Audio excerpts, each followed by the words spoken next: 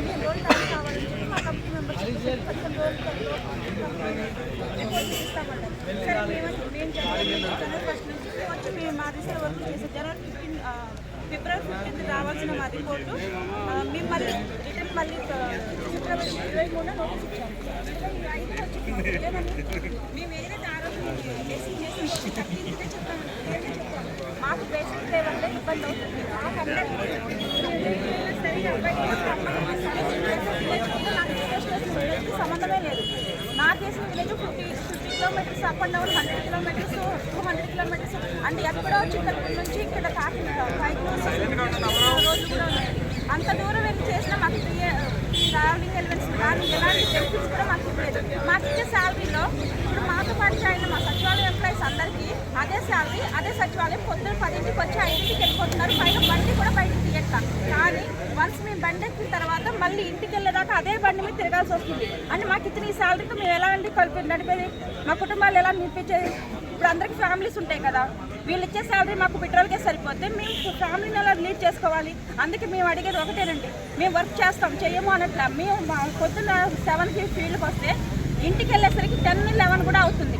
మా ఫ్యామిలీస్ కూడా చాలా డిస్టర్బ్ అవుతున్నాయి. అయినా సరే వర్క్ అయిపోతే మా పని అయిపోతుంది కదా, మా విలేజ్ కదా, మా సొంత విలేజ్ కదా అని చెప్పేసి చేస్తున్నాం. ఒక ఆడపిల్లనే ఉండి మా విలేజ్ ఇప్పుడు మాతో పాటు చేసి సచివాలయం ఉద్యోగులు ఉంటారు కదా, వాళ్ళు 10కి వచ్చి 5 కల్లా ఇంట్లో ఉంటే మా ఫ్యామిలీస్ ఏమంటున్నారు, మీరు ఒకళ్ళే ఉద్యోగం చేస్తున్నారా, ఇంకెవరు చేయట్లేదా, మీరెందుకు 10 కల్లా 5 కల్లా ఇంట్లో ఉండట్లేదని అడుగుతున్నారు.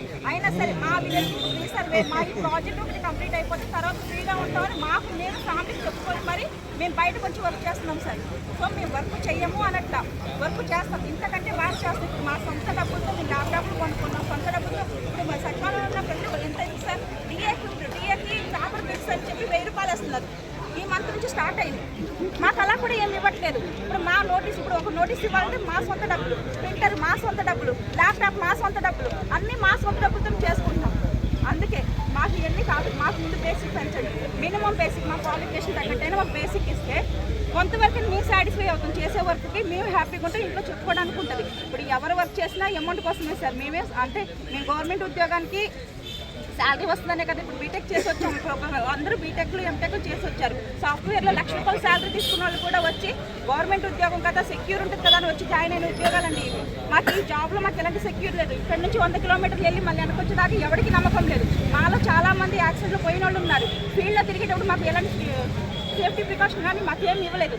సో మాకు పొలాలంటే ఎలా ఉంటాయో తెలుసు. మన సొంత పొలాల్లో వెళ్ళేటప్పుడు మనకు ఎలా ఉంటాయో మీరు అందరూ చూసుంటారు. కానీ ఇక్కడ అమ్మాయి అయినా కానీ అబ్బాయి అయినా కానీ 100 మంది అబ్బాయిలు ఉన్నా సరే ఒక అమ్మాయి వెళ్ళి చేయాల్సిన రోజులు ఉన్నాయి. ప్లస్ మన ఇంట్లో ఒక అమ్మాయి బయటికి వెళ్తే మీరు ఎన్ని రూల్స్ పెడతారు మీకు తెలుసు కదా. కానీ ఇక్కడ ఉన్న ఇప్పుడు మా నాయనకాలు ఉన్న ఏ అమ్మాయి అయినా సరే 100 మంది అబ్బాయిలు కాదు 200 మంది అబ్బాయిలు ఉన్నా ఏ తోటలో పిలిచినా ఏ ఫార్మర్ ఎక్కడ పిలిచినా వెళ్ళాల్సి వచ్చిందండి. మేము దానికి ఇబ్బంది పడట్లా. మాకు ఒకటే, మాకు బేసిక్ పెంచాలి, బేసిక్ కోసమే చేస్తున్నాము. ఇప్పుడు మాకు ఇస్తున్నా అన్న 25,200 రేపు జూన్కి వీళ్ళు ఇచ్చినా ఇవ్వకపోయినా మాకు వచ్చేసింది. సో మాకు అది అవసరం లేదు. మా బేసిక్ పెంచితేనే మీది దీన్ని తీసుకుంటాం. ఇంకో ఈ ప్రెస్ మీట్ ద్వారా మేము అందరికి చెప్పాల్సింది ఒకటేనండి, మా బేసిక్ పేపర్ దాకా వచ్చేదాకా మేమైతే రీసర్వేలో దీన్ని చేయాలనుకోవట్లేదు. ఈ డిమాండ్స్ ఇలాగే కంటిన్యూ అవుతుంది సార్.